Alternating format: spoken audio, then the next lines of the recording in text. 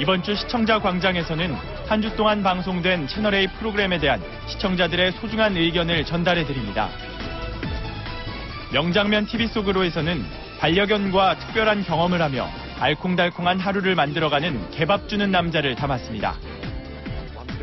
빅클로즈업에서는 먹거리에 대한 숨겨진 진실을 파헤치고 식문화 개선을 위해 노력하는 먹거리 엑스파일을 집중 분석했습니다.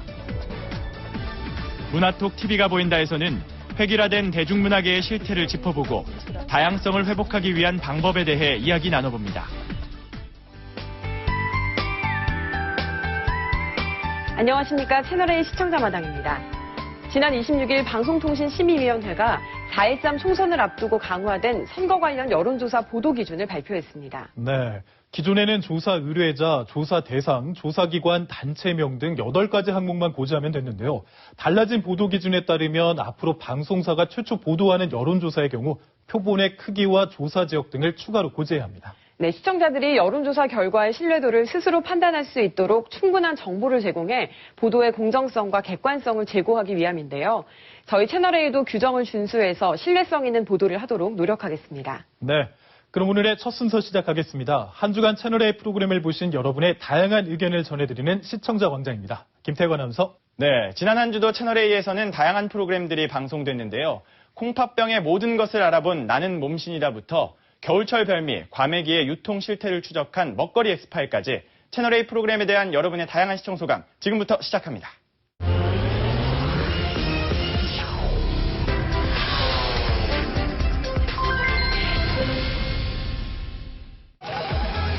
먼저 나는 몸신이다에 대한 시청자 의견입니다. 이 장기에 질환이 생길 경우에 암보다 사망률이 높다 이런 뜻이에요. 지난 2월 24일에는 우리 몸의 독소 배출에 중요한 역할을 하는 콩팥 건강에 대해 이야기 나눴는데요. 죄송한데 콩팥이 2개예요? 네. 난 처음 알았네. 주먹 크기 정도가 되고요. 먼저 신장내과 전문의가 출연해 콩팥이 하는 역할을 살펴보고 콩팥 질환을 의심해 볼 수 있는 증상에 대해 알아봤습니다. 많이 생긴다. 몸 밖으로 나가지 않으면 되는 성분 중에 단백질이 있었는데 이것이 소변으로 많이 빠지게 되면 거품료가 생기게 됩니다. 또한 출연자들의 콩팥 건강 상태를 알아보며 콩팥의 상태를 수치로 알 수 있다는 사구체 여과율을 쉽게 확인할 수 있는 방법도 소개했습니다. 여과율을 측정하는 어플이 있어요. 그래서 자신의 몸무게 키 넣고 크레아티닌 검사 결과 나온 걸 넣으면 사구체 여과율이 나옵니다. 그러니까 그것도 한번 확인하실 필요가 있고요. 이것 하나만 철저히 지키면 한편 만성 콩팥병 진단을 받았지만 32년간 투석 없이 콩팥 건강을 지켜온 몸신이 등장했는데요. 소금은 적게, 식초는 많이. 이게 내 건강관리의 철칙. 설탕 2에 매실 원액은 콩팥 질환을 악화시킬 수 있는 염분을 최대한 적게 사용하는 대신 식초를 사용해 요리하는 특별한 비법을 공개하기도 했습니다. 부러워. 맛있어요? 맛있어요? 맞아. 여러분, 요만한 크기가 이렇게 하나. 시청자들은 그동안 방송에서 잘 다뤄지지 않았던 콩팥 관련 질환을 소개해 흥미로웠고 콩팥 건강과 관련된 다채로운 정보를 구체적으로 알려줘 유익했다는 의견 보내주셨습니다. 다시 몸으로 이렇게 들어가게 됩니다. 콩팥 모르고 살면 다음은 먹거리 엑스파일에 대한 시청자 의견입니다. 대표 나물인 고사리는 지난 2월 28일에는 국내에서 높은 점유율을 차지하는 중국산 고사리의 충격적인 실태를 파헤쳤는데요. 사진 좀 나와도 이게 삶잖아요. 삶아서 몇 번 헹구잖아요. 다 없어지는 거예요. 안녕하세요. 시중에 판매되는 중국산 고사리를 분석해본 결과 대부분의 고사리에서 기준치를 초과하는 중금속이 검출된 사실을 확인할 수 있었습니다. 것도 있었습니다. 카드뮴에 노출되어지면 여러 형태의 골절도 많이 발생시킬 수 있는 독성이 강한 중금속이라고 볼 수 있습니다. 김, 미역 한편 과메기의 제조 과정을 추적하기도 했는데요. 과메기에서 나온 기름이 유통기한이 없어요. 이렇게 싼 거는 유통기한을 따질 필요가 없어요. 새까만 기름 자국이 위생 설비가 허술한 작업 환경에서 유통기한 표기도 없이 만들어지고 있는 과메기를 볼 수 있었습니다. 비위생적인 환경 속에서 가공식품으로 분류되지 않는 과메기는 유통기한과 식품 가공업체 등의 정보가 전혀 적혀있지 않습니다. 제작진은 해당 지자체를 찾아 이러한 상황을 알렸지만 관련 규정이 없다는 이유로 안일한 태도를 보이는 관계자들의 모습이 비쳤는데요. 과메기라는 건 소비자들이 판단해서 이걸 내가 이거 위험 요소 많겠다 이러면 소비를 안 하시니까. 취재를 마무리하는 과정에서 해당 지자체와 구룡포 과메기 사업협동조합 측에서 저희 먹거리 엑스파일을 직접 찾아왔습니다. 하지만 방송 직전 해당 지자체 관계자와 과메기 제조업자들이 먹거리 엑스파일을 찾아와 철저한 상품 검사와 제조업체 표기 등을 약속했습니다. 중요됩니다. 안전한 과메기 먹거리가 될 수 있는데 최선의 노력 다하도록 하겠습니다. 과메기가 나옵니다. 시청자들은 해당 지자체와 과메기 생산 관계자들이 철저한 위생관리와 품질 검사를 약속한 점에서 프로그램의 효과와 반향을 직접 확인할 수 있었고 소비자 건강과 안전에 실질적으로 기여한 모습을 볼 수 있어 좋았다는 의견 보내주셨습니다. 다음은 풍문으로 들어쇼에 대한 시청자 의견입니다. 미스코리아의 숨겨진 이야기를 알려드리도록 하겠습니다. 그렇습니다. 지난 2월 22일에는 미스코리아 출신 방송인 서현진 씨와 함께 미스코리아와 관련된 풍문을 파헤쳐봤습니다. 당선 소감 말할 때 선이라도 그래도 기쁩니다라고 말할 테지만 진짜 진심은 아무리 봐도 내가 씨 너무 술랑났고요. 먼저 서현진 씨가 미스코리아 대회 출전 당시에 생생한 경험담을 들려주는가 하면 정말 면봉을 들고 기다리고 있어요. 클렌징 그 티슈 같은 거랑 그래서 공정하게 한다는 거를 알리고 싶어서 그랬던 것 같아요. 헤어 트리트먼트 이런 것도 또 미스코리아가 되기 위한 준비 비용부터 결과 조작 논란까지 미스코리아 대회에 대한 풍문들의 실체를 살펴봤는데요. 뒤늦게 밝혀졌어요. 미스코리아 대회 관계자들에게 2천만 원을 건넸다고 합니다. 미스코리아와 재벌가 커넥션이다? 다른 사람이 얘기를 하면 이상하지만 또한 재벌과 결혼한 미스코리아를 알아보고 그들 부부의 첫 만남부터 결혼에 이르기까지의 일화를 들어보기도 했습니다.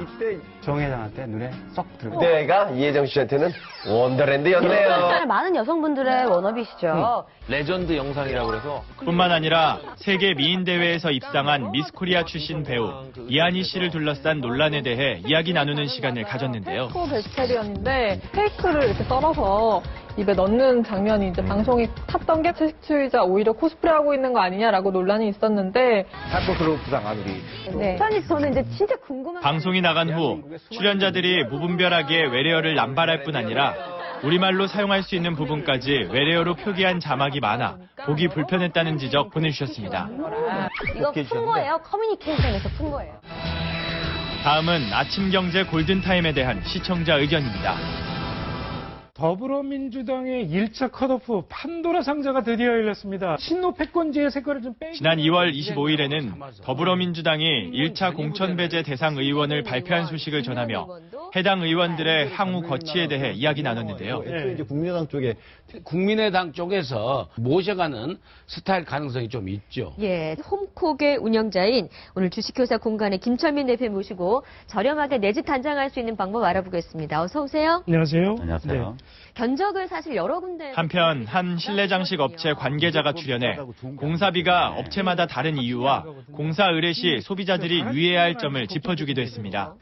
유선상이 아닌 현장에서 직접 실측과 또 전문성을 판단해서 견적을 받는 게 제일 정확합니다. 그렇군요. 네. 소비자가 직접 살 수 있는 방법도 있습니까? 현재 저희 회사에서 네. 운영 중인 오픈마켓이 있는데요. 네. 오픈마켓에는 다양한 입점업체 제품을 이 과정에서 출연자가 운영하는 실내장식 용품 판매 스마트폰 응용 프로그램을 자세히 소개하는 모습이 비쳤습니다. 네. 홈콕, 공사콕 모두 일반 소비자도 무료로 쉽게 가입할 수 있습니다. 주부들 마음에서는 시청자들은 전문가가 출연해 실내 장식과 관련된 다양한 궁금증을 풀어주길 기대했지만 방송 내용 대부분이 해당 출연자가 대표를 맡고 있는 업체의 스마트폰 응용 프로그램 소개로 채워져 특정 업체에 대한 홍보로 느껴졌다는 지적 보내주셨습니다. 판매하는 쇼핑몰을 지금 개발 중입니다. 예, 그렇습니다. 마지막으로 부르면 갑니다 머스마들에 대한 시청자 의견입니다. 최초 바닷일에 도전하는 머스마들. 지난 2월 27일에는 어르신들의 일손을 돕기 위해 미역 양식장으로 나선 출연자들의 모습을 볼 수 있었습니다. 가볼까? 어디요? 한 줄은 더 하죠. 아버님 자꾸 집에 가자고. 전북라면. 또한 정준하 씨는 출연자들을 위해 안방마님과 함께 끓인 전복 라면을 선보였는데요. 아버지 제가 고향이 전북 완주군이에요. 완주. 전라남도 완주. 전복. 전복 완주. 네. 아, 아세요? 가보셨어요? 저녁 식사를 마친 출연자들이 밤늦은 시간까지 평상을 만들고 낡은 방문 교체에 열중하는 모습을 볼 수 있었습니다. 아버님, 이런 거 고치려면 육지에서 들어오셔야 되죠? 여기 사람들이 조금 해달라 하면은 짠득짠득했고 잘 안 해줄라게. 아, 물이 들었네. 이게 영양 한편 출연자 허영지 씨는 바다에서의 고된 작업으로 거칠어진 노부부의 손에 영양제를 발라주는가 하면 안방마님의 손톱을 손질해드리기도 했는데요. 손이 이쁘는데 많이 망가졌네. 여자한테는 그런 거 하면 안 돼요. 그래? 네. 마님의 방송이 나간 후 집안 곳곳 손보기 힘든 곳까지 수리하며 노부부의 불편함을 덜어줄 뿐 아니라 어르신들의 말벗이 되어드리며 가족같이 지내는 모습이 보기 좋았다는 의견 보내주셨습니다. 곱다! 예쁘죠? 네, 풍문으로 들어쇼는 무분별한 외래어 자막이 아쉬움을 남겼는데요. 굳이 외래어로 표기할 필요 없는 단어들은 적절한 우리말로 바꾸려는 노력이 필요해 보입니다. 올바른 방송 언어 정착을 위한 제작진의 노력을 기대하겠습니다. 네. 아침경제 골든타임은 봄을 맞이해 실내 장식을 바꾸는 방법을 소개하면서 특정 업체가 자주 노출돼 지적을 받았습니다. 이런 실수가 반복되면 시청자들은 프로그램의 신뢰성 자체에 의문을 가지게 된다는 점 잊지 말아야겠습니다. 네. 그리고 부르면 갑니다 머스마들은 시골 어르신들의 일손을 돕는 데서 나아가 다정한 말벗이 되어드리는 모습이 참 흐뭇함을 자아냈는데요. 앞으로도 우리 이웃들에게 따뜻함과 행복을 전하는 프로그램이 되길 바라겠습니다. 네, 시청자 여러분의 소중한 의견이 좋은 프로그램을 만드는 데 밑거름이 됩니다. 채널A 프로그램을 보신 후에 시청 소감이나 개선 사항을 프로그램 게시판이나 저희 시청자마당 게시판에 남겨주시면 제작에 적극 반영하도록 하겠습니다. 네. 채널A 시청자마당 이번 순서는 한 주간 방송된 프로그램 가운데 인상 깊었던 장면을 소개하는 명장면 TV 속으로 순서입니다. 네, 이번 주에는 개밥 주는 남자 속 명장면을 준비했는데요. 고독한 남자들뿐만 아니라 아이들의 변화까지 이끌어내는 반려견과의 생활. 지금 확인하시죠.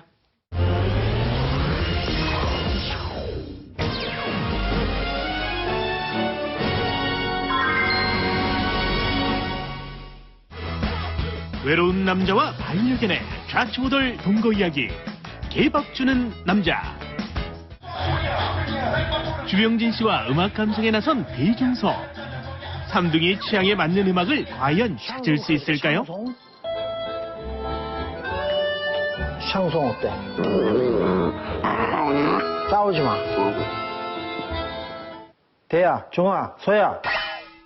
이제까지 듣던 음악 중에 최고 좋은 거 틀어줄게.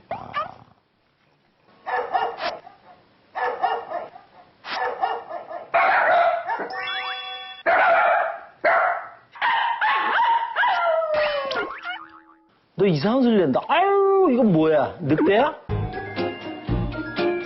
음악보단 아빠가 더 좋다는 대중서.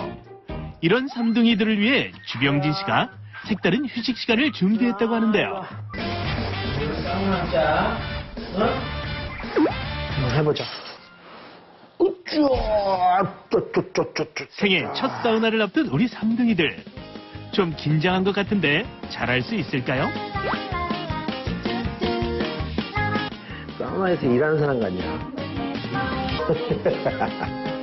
너도 여기 앉아. 앉아. 옳지. 안녕하세요.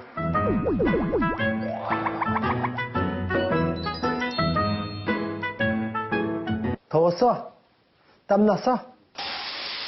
사우나의 끝은 역시 목욕이죠. 힘들어. 아유, 이거 앉아서 해야 되겠다. 아, 잘했다. 자, 이제 닦자.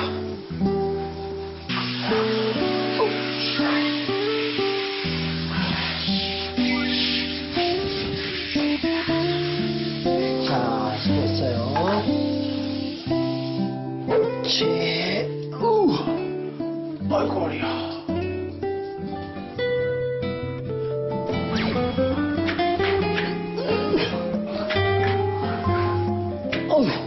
난리네. 난리가 모욕 한번 시켜놨더니 난리야.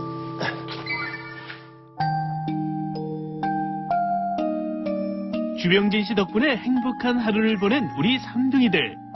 좋은 꿈 꾸렴. 자, 이번엔 해피와 함께 살고 있는 현주엽 씨 가족을 만나볼까요? 야, 준이야. 나 아빠 심부름 좀 해올 수 있어? 네. 할 수 있어? 네. 해피 데리고 가서. 해피와 함께 첫 심부름에 나선 아이들. 과연 성공할 수 있을까요? 준이가 이제 곧 학교 가기 시작하고 두 아이들이 해피까지 있기 때문에 기본적인 것 정도는 스스로 하는 게 맞지 않나 이렇게 생각이 돼서 지금부터는 좀 시키려고 노력을 하는 편입니다. 야! 너가 뛰어!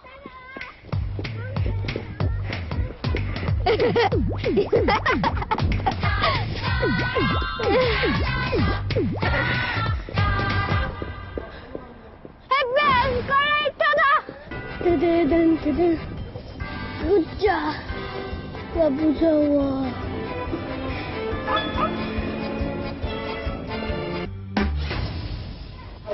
제간다나 매장 안쪽으로 들어가시면 안 되고 공병원에다가 강아지 바꾸셔야 되고.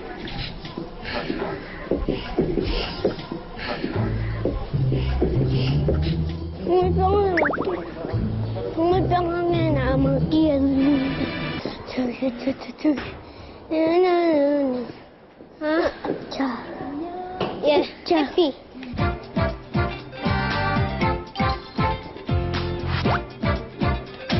떠먹는 요구르트 사리. 딸기맛 요구르트 찾았다. 그래, 당근.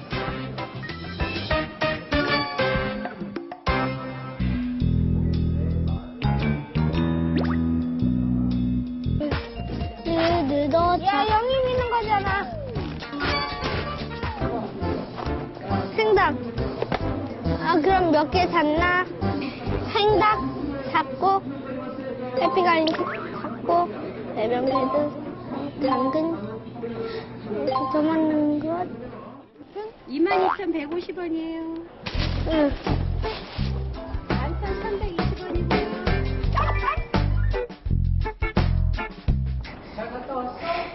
해피 데리러 왔어요. 네. 해피야 잘 있었어? 천천히 오래네. 진짜. 해피야 친구들이랑 노는 게 그렇게 나졌냐? 아, 해피들.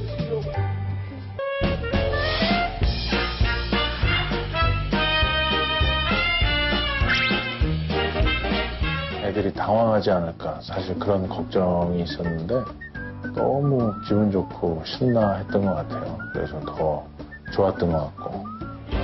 고맙습니다. 아무도 안 계시나? 아빠가 시킨 거 어딨어? 사온 거. 다 보여주세요. 잘 샀네. 그거는 배변 패드 샀고. 잘 샀네. 잘했어. 그럼 아빠가 시킨 거 다 했네? 그러면 안 한 게 뭐야? 해피 간식. 근데 샀는데 없어. 해피 간식.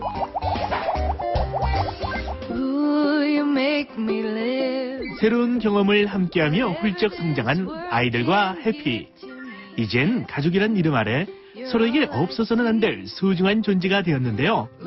얘들아, 앞으로도 해피 잘 돌봐주렴.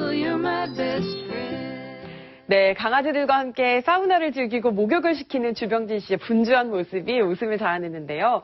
외롭고 쓸쓸한 일상을 채워주는 존재에 대한 소중함이 느껴지는 장면이었습니다. 네, 저는 강아지 용품을 심부름하는 현주엽 씨의 그 두 아들 이야기가 참 인상적이었는데요. 반려견과 함께 성장하는 아이들의 모습, 앞으로도 기대하겠습니다. 네, 자, 다음은 비클로저 순서죠. 이번 주는 해외 출장을 간 손재원 아나운서 대신 김태욱 아나운서가 진행하도록 하겠습니다. 김태욱 아나운서. 네, 인생의 가장 큰 행복은 식탁에서 찾을 수 있다는 말이 있듯 먹거리는 우리 삶의 가장 기본이자 행복과 직결되는 중요한 부분인데요. 건강하고 안전한 먹거리 문화를 위해 고군분투해온 프로그램이 있습니다. 바로 먹거리 엑스파일입니다. 네. 그동안 먹거리 엑스파일은 불량 먹거리에 끔찍한 민낯을 고발하는가 하면 바른 먹거리를 제대로 알리기 위한 노력을 꾸준히 해왔는데요. 네. 뿐만 아니라 우리가 꼭 알아야 할 먹거리 정보를 세심하게 전달하는 것은 물론이고 먹거리 문화 전반에 대해 점검하며 대한민국의 음식 문화를 바꾼다는 호평을 받아왔죠. 네, 그래서 오늘 빅클로즈업에서는 건강하고 안전한 식탁 문화를 위해 앞장서온 먹거리 엑스파일에 대해 집중 분석했습니다. 지금 확인하시죠.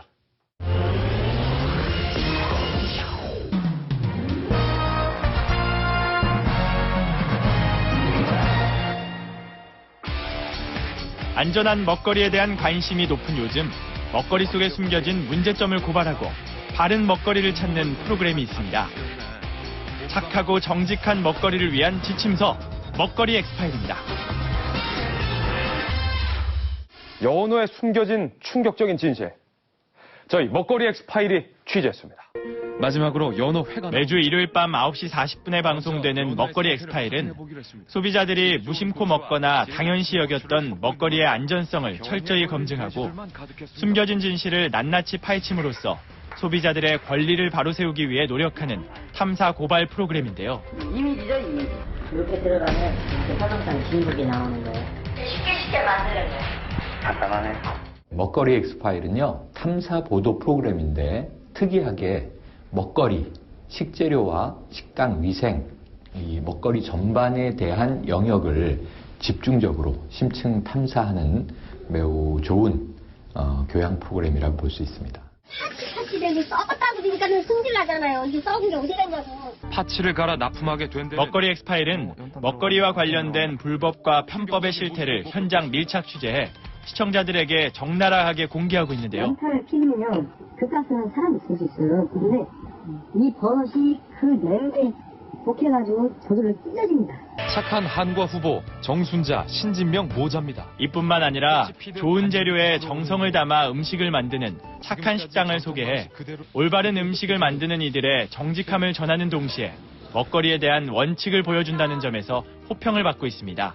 착하게, 건강하게, 맛있게 하자고 하는 게 저희 이제 마음입니다. 착한 식당이라고 하는 이 라벨을 이 신뢰할 수 있는 지킴이 프로그램이 붙여줌으로써 그냥 맛있는 맛집이라는 의미만이 아니라 굉장히 공정하고 투명하게 우리가 이제 식당을 운영한다라고 하는 그러한 하나의 자부심을 주는 거기 때문에 굉장히 의미가 높아요. 저희 먹거리 엑스파일에서는 이 수돗물에 대한 이야기를 해볼까 합니다. 대게 수돗물은 안녕하십니까? 몸을 씻고 양치를 하는 최근에는 식재료의 생산이나 유통 위주로 살펴보던 것에서 한 발 더 나아가 수돗물이나 노인 요양원 급식 실태와 같이 우리 생활과 밀접한 먹거리 전반으로 소재를 확장해 시청자들에게 보다 다양한 정보를 전달하고 있는데요. 부실하다 못해 빈약한 밥상. 수돗물 같은 경우에도 남녀노소 어떤 이유를 막론하고 누구나 다 매일매일 사용하는 부분이 있었고, 노인 요양원 같은 경우에도 우리가 이제 고령화 사회로 가는 시점에서 젊은 사람이나 지금 현재 노인이나 모두가 안고 있는 어떤 숙제이기도 하기 때문에 저희가 아이템을 좀 다뤘었고, 최대한 저희가 좀 노력하려고 하는 거는 보다 보편적이고 보다 우리 실생활에 밀접하게 연관되어 있는 어떤 먹거리에 대한 아이템들을 좀 많이 다루려고 해요. 대표 서민 음식 설렁탕. 그 3년 만에 재정. 그리고 끝내 찾지 못했던 착한 설렁탕 재도전까지. 한참 동안 또한 일회성 보도에 그치지 않고 후속 취재에 나서 시청자들의 궁금증을 해소하는 것은 물론 꾸준한 관심을 이끌어내며 탐사 보도 프로그래머로서의 책임과 역할에 충실하고 있다는 의견입니다. 재점검하지 않으면 그러한 악성 유통망이 계속 살아있는 경우가 많다는 겁니다. 지난번에 비교해서 무엇이 나아졌고 무엇은 여전히 고쳐지지 않았다. 그래서 우리가 지금 직면하고 있는 위험성은 어떤 것이다 라고 하는 것을 계속 확립시켜줄 수 있다는 점에서 분명히 필요한 조치다. 당신 잡을 비잡지. 뿐만 아니라 관계기관과 동행 취재해 잘못된 부분은 현장에서 바로잡도록 유도하는 등 개도 활동을 통해 먹거리 문화 개선을 선도하고 있다는 평가도 받고 있습니다. 아니에요. 사태를 물으셔야 돼요. 썼는데 아직. 사태를 물으시라고요. 아, 죄송합니다. 저희가 그냥 단순 고발에 그치는 것보다는 확실히 이제 그 잘못된 행위에 있어서는 이런 조치를 당할 수 있다라는 걸 이제 보여주는 게 훨씬 더 임팩트는 있거든요. 소비자가 이거는 알고도 속을 수 있는 부분, 알고도 당할 수 있는 부분에 있어서는 좀 더 계도를 좀 강화하자는 측면에서 이제 관계기관과 이제 협조를 좀 구하게 되는 거죠. 제발 소비자를 기만하지 말아 주십시오. 사람이 썩은 것을 먹을 순 없지 않습니까? 먹거리 엑스파일은 김진 기자가 진행을 맡고 있는데요. 기자 경험을 바탕으로 고발 내용을 신뢰감 있게 전달하고 착한 식당 명패를 직접 찾아가 건네는 등 프로그램에 적극적으로 임하고 있습니다. 살아있네. 먹고 사는 문제만큼 가장 중요한 문제가 없기 때문에 그런데 아직까지도 불량 양심 업자들 그리고 먹거리의 꼼수들 돈만 생각하고 먹는 소비자들을 생각하지 않는 문화가 식품업계 전반에 아직도 만연하게 있는데 저는 먹거리 엑스파일을 진행하면서 이런 고질적인 잘못된 문화를 적어도 3분의 2 이상 바로잡겠다라는 사명감으로 일하고 있습니다.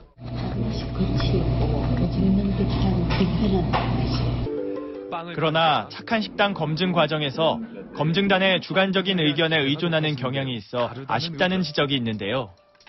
시청자가 충분히 납득할 수 있도록 객관적인 근거를 제시하고 검증 제도를 개선해 프로그램의 신뢰도를 높여야 한다는 의견입니다.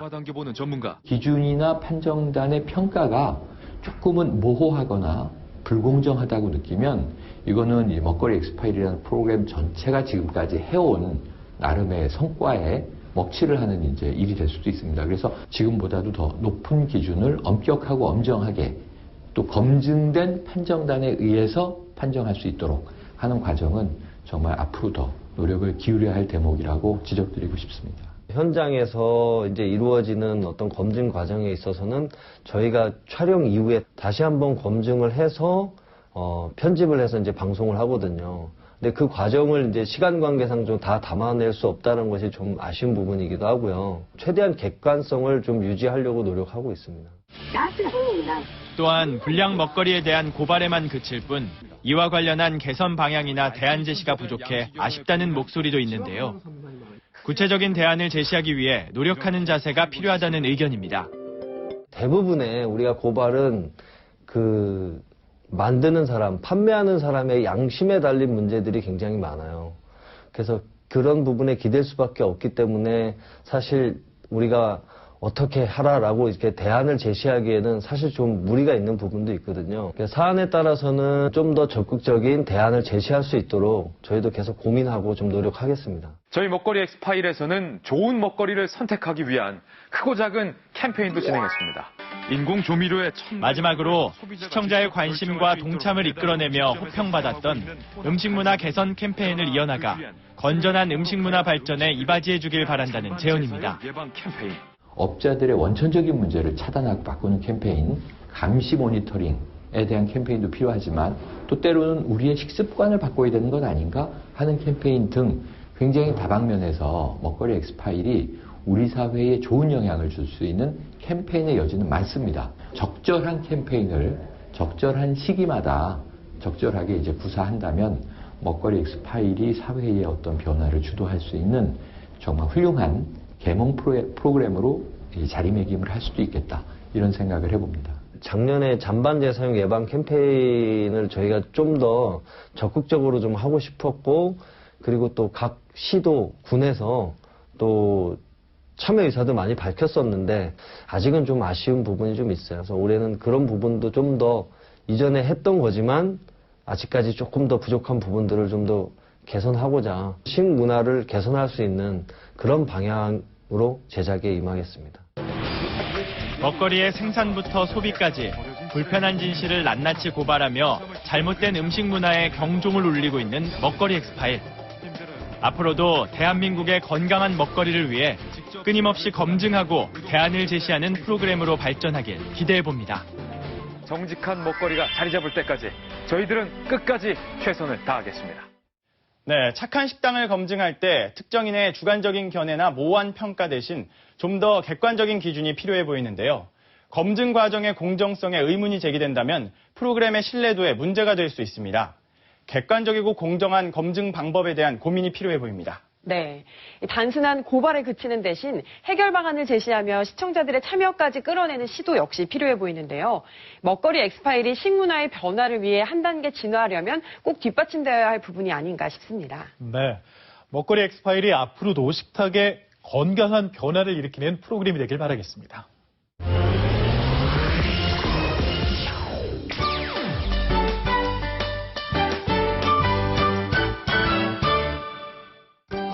최근 대중문화의 소재와 장르가 한쪽으로 치우치며 특정 분야가 독점하는 현상이 일어나면서 다양성이 사라지고 점차 획일화되는 경향이 두드러지고 있는데요.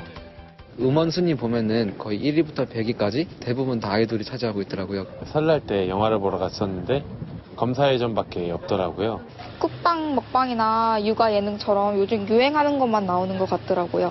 아이돌들 이렇게 많이 보면은 다 비슷비슷하더라고요. 얼굴도 비슷하고 어떤 춤도 비슷하고 누구 따라한 것 같고 그냥 어디서 많이 베껴놓은 것 같아요. 명량이라든지 최근 들어 검사회전 같은 인기 있는 영화만 상영되고 독립영화 같은 경우에는 거의 찾아볼 수가 없잖아요.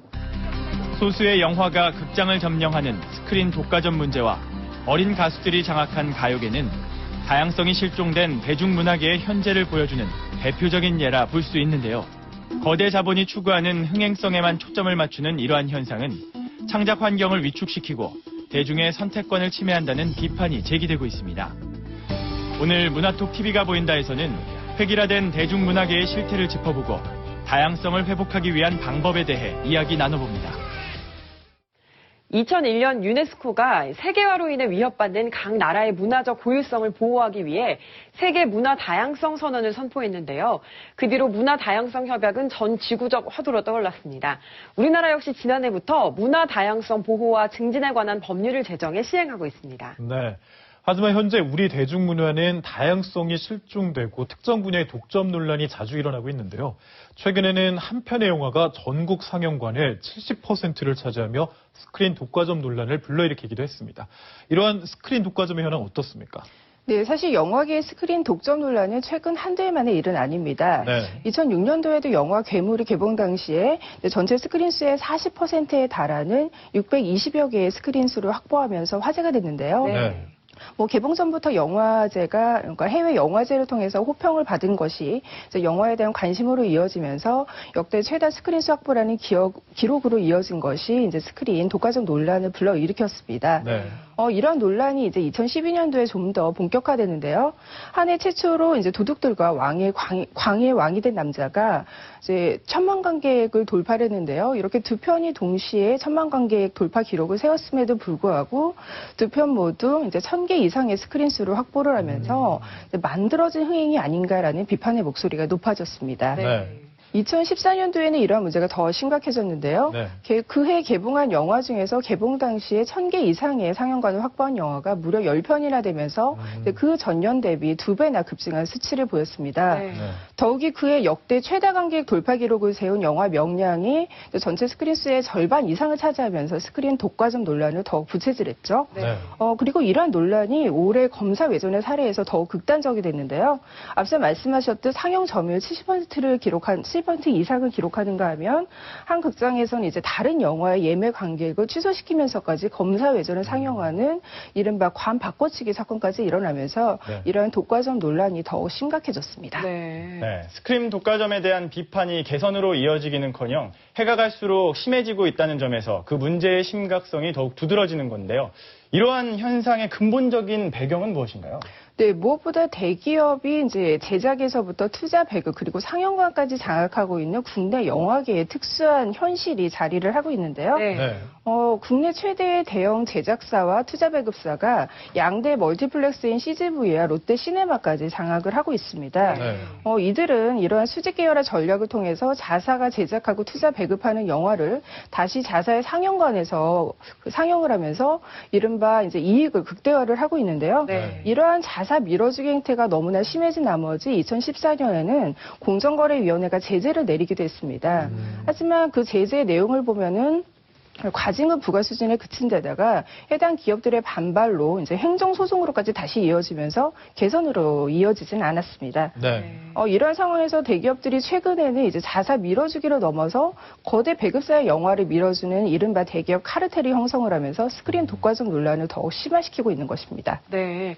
거대 자본이 자신들이 투자한 영화를 밀어주는 전략으로 소위 대기업 카르텔을 구축하면서 이 스크린 독과점을 부추기고 있는 건데요. 네. 사실 대중문화계 해결화 현상은 비단 영화계의 문제만은 아닌 것 같은데 어떻습니까?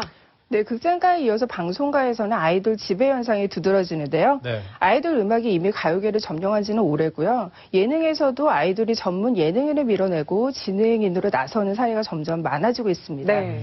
드라마에서도 연기를 겸업하는 아이돌의 출연 비중이 점점 높아지고 있는 상황인데요. 네. 이렇듯 방송가의 아이돌 지배 현상이 이제 본격화된 것은 2000년대 중후반으로 거슬러 올라갑니다. 네. 이때 당시에 이제 SM, YG, JYP 등 국내 연예기획사의 이른바 빅3 체제가 구축이 됐는데요. 네. 이들 기획사 같은 경우에는 이제 데뷔 전부터 아이돌에게 춤과 노래뿐만이 아니라 연기라든지 또 외국어, 개인기, 진행 능력까지 이제 다양한 분야를 연습을 시키면서 데뷔 이후에는 이제 예능 분야와 연기 분야에까지 진출을 하면서 어떤 새로운 흥행 모델을 만들어냈는데요. 네. 이러한 성공 사례를 중소기획사들도 벤치마킹을 하면서 이제 아이돌은 단순히 가수만 하는 것이 아니라 이제 만능 엔터테이너로 거듭나게 된 것입니다. 또한 이 시기는 국내 음악 시장이 음원 중심으로 재편된 시기이기도 한데요. 네. 아이돌이 추구하는 음악이 이러한 음원 시장에 유리한 경쾌하고 단순한 댄스 음악이다 보니 이들의 음악이 자연스럽게 가요계까지 점령을 하게 됩니다. 네. 또한 이 시기에는 이제 아이돌의 인기가 국내를 넘어서 제2의 한류 열풍으로 이어지면서 이제 아이돌의 위상이 전보다는 훨씬 더 높아진 것도 아이돌 지배 현상의 주요한 원인이 되었습니다. 네. 특히 드라마에서는 이제 국내 광고 시장이 점점 축소되면서 해외 시장 진출에 유리한 한류 스타 아이돌을 캐스팅하는 사례가 점점 늘어나고 있습니다. 네. 네, 영화계를 비롯해 방송계까지 특정 분야의 독점과 쏠림 현상이 더욱 심해지고 있는 건데요. 그렇다면 시청자들은 다양성이 실종된 대중문화에 대해 어떻게 생각하고 계실까요? 거리로 나가 직접 들어봤습니다.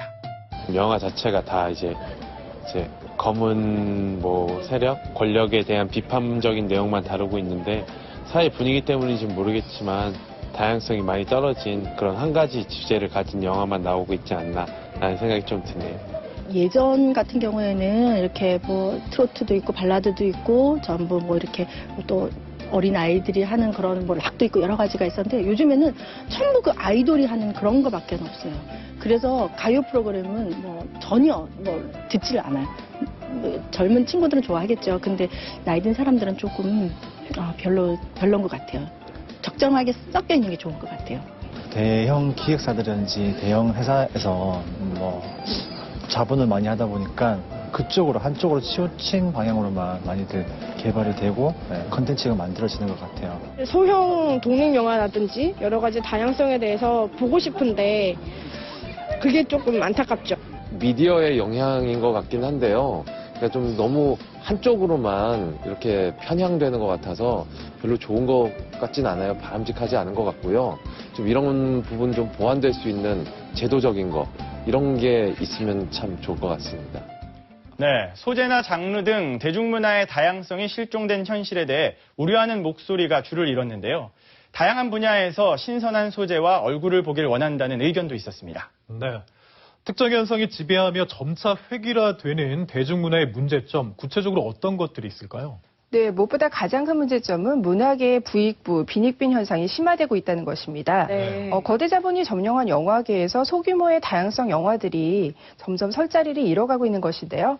지난해 한국영화산업결산자료에 따르면 2014년도 대비 다양성 영화의 개봉 편수와 관객 수는 모두 줄어든 것으로 나타났습니다. 네.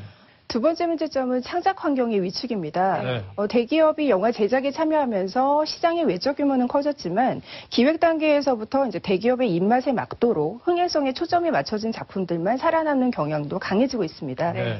때문에 거대 제작사와의 갈등으로 영화 제작 도중에 연출자가 교체되는 사례도 빈번하게 일어나고 있는데요. 이러한 창작 환경의 위축은 다시 작품의 어떤 완성도 저하라는 악순환으로 이어지고 있습니다. 아이돌에 지배된 방송가도 마찬가지인데요. 남자 아이돌의 경우 일명 칼군무라고 불리는 똑같은 춤, 그리고 걸그룹에는 섹시 컨셉을 주무기로 내세우고 있어서 차별화가 보이지 않습니다. 음악 역시 음원 시장에 유리한 단순하고 중독적인 후렴구로 내세운 댄스 음악 일색이어서 다양성이 점차 사라지고 있습니다. 마지막으로 소비자 선택권 침해 문제도 심각한데요. 스크린 독과점은 관객들이 더 다양한 영화를 선택할 수 있는 기회를 사전부터 차단을 하고 아이돌 지배 현상 역시 이들의 음악 외에 더 다양한 음악을 접할 기회를 차단하고 있습니다. 그렇다면 우리 대중문화의 다양성을 확보하기 위해서는 어떤 노력들이 필요할까요?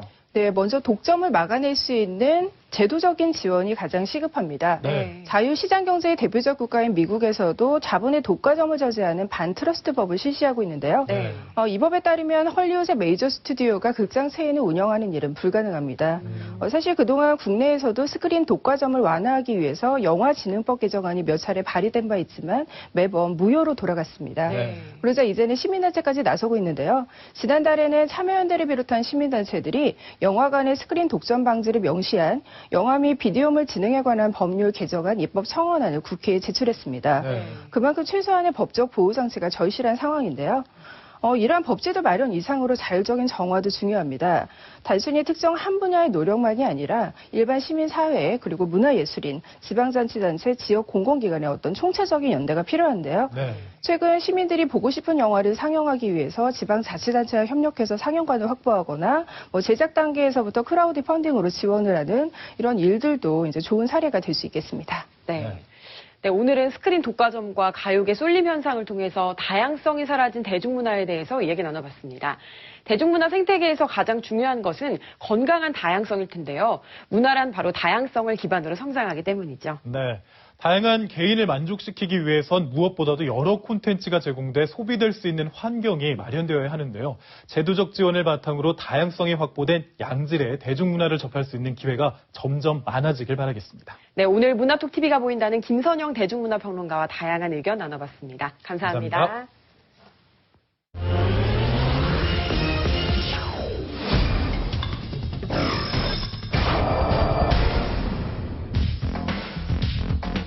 매주 목요일 밤에 방송되는 서민갑부는 서민이 갑부가 되는 다양한 방법을 실감나게 보여줍니다.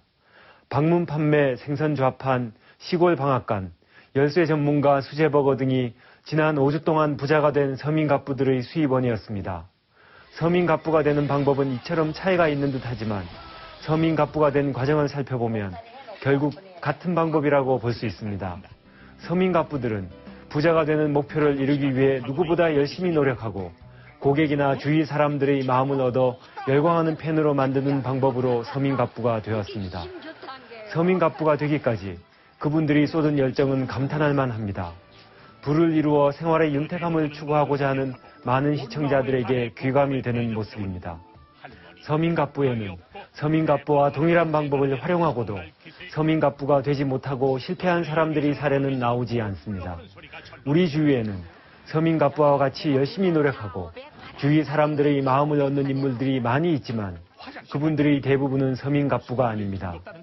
서민갑부와 생활 방식이 비슷하지만 부자가 되지 못한 사람들이 많다는 것입니다. 서민갑부가 되는 조건이 무엇인가를 좀 더 구체적으로 밝혀볼 필요가 있습니다. 서민갑부가 동경의 대상이 아니라 미래의 자신이 되기 위해서는 서민갑부가 되기 위해 필요한 자격이 명확하게 제시되었으면 합니다. 서민갑부를 시청한 시청자들이 그들처럼 일한다면 서민갑부가 될 수 있어야 서민이 부자가 되는 방법을 보여주는 서민갑부의 가치가 제대로 평가받을 수 있기 때문입니다. 서민갑부에서 서민이 부자가 되는 방법은 주로 감성 마케팅입니다. 덤을 주고 할인해주고 고객이 원하는 방식으로 영업합니다. 경제적으로 이익이 되는 거래 행위도 중요하지만 고객과 판매자 사이에 정을 나누는 것 또한 중요합니다. 정을 중시하는 우리나라에 적합한 마케팅 전략입니다. 서민갑부에서 감성 마케팅을 강조하면 상품의 품질이 간과되는 면이 있다는 점을 지적할 수 있습니다. 품질은 기본이고 감성은 부가가치이기 때문에 부가가치가 기본에 우선할 수는 없습니다. 갈수록 각박해지는 사회 분위기를 감안하면 정이 넘치는 사회는 우리가 지향해야 할 사회이지만 거래 행위에서 기본이 되는 상품의 품질과 고객의 품질 만족을 강구할 우려가 있다는 점을 고려하였으면 합니다. 서민갑부는 혼자 또는 가족이 함께 부자가 되는 이야기를 주로 다루고 있습니다. 2월 25일 방송은 만물 트럭으로 장사하는 부부가, 2월 18일 방송은 생선 좌판을 하는 여성이, 2월 11일 방송은 방앗간을 운영하는 아주머니가, 2월 4일 방송은 열쇠 전문가 남성이, 1월 28일 방송은 수제버거를 만드는 청년 사장이 주인공으로 나오고 서민갑부가 된 과정과 결과는 전적으로 개인 또는 가족의 몫입니다. 조직을 운영하는 전문적인 경영기법을 통해 타인과 함께 부를 이루고 기업을 경영하는 사례는 없습니다. 서민갑부가 개인적인 성취의 결과로 서민갑부에 머무를 때보다 타인과 함께 부를 이루고 나누어가는 기업갑부로 성장해갈 때 사회적인 기여가 확대됩니다. 서민갑부는 서민갑부의 면모를 종합적으로 보여줍니다.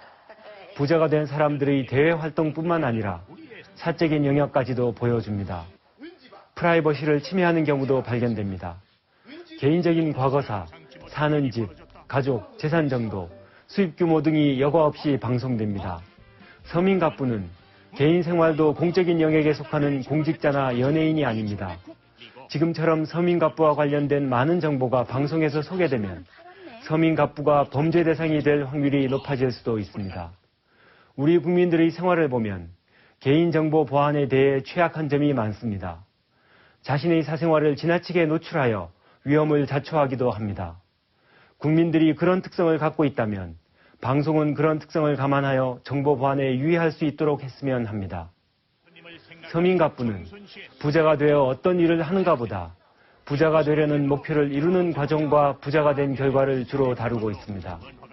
서민이 부자가 되는 방법이 무엇이고 부자가 되면 어떤 점이 좋아지는가를 다루고 있을 뿐 부자가 되어 할 수 있는 사회적인 역할에는 관심이 적습니다.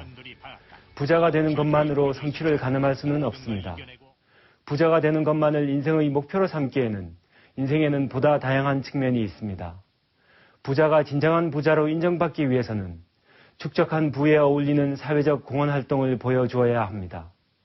서민갑부가 경제적인 부자가 되어 누리는 개인적인 행복을 넘어 사회적인 부자가 되어 공동체의 행복을 함께할 수 있도록 이끌었으면 합니다. 감사합니다. 방송 프로그램에 미성년자 관람 제한을 고지하는 등급제가 있지만 청소년 10명 중 4명이 이를 무시하고 시청하는 것으로 나타났는데요. 이 중에는 초등학생들도 다수 포함되어 있어 문제가 더 심각한 상황입니다. 네, 프로그램 시청 연령 등급을 나누는 기준이 모호하고요. 또 최근에는 인터넷으로 프로그램을 시청하는 일이 많아지면서 이 등급제 등 청소년 보호 규제가 사실상 유명무실하다는 지적이 계속되어 왔는데요. 조금 더 현실성 있는 규제 마련이 시급해 보입니다. 네, 뿐만 아니라 가정에서의 시청 지도 역시 중요한데요. 청소년의 무분별한 프로그램 시청을 막기 위해 부모의 관심 어린 애정과 교육이 무엇보다 필요하겠습니다. 네, 채널A 시청자마당 오늘은 여기서 마치겠습니다. 감사합니다.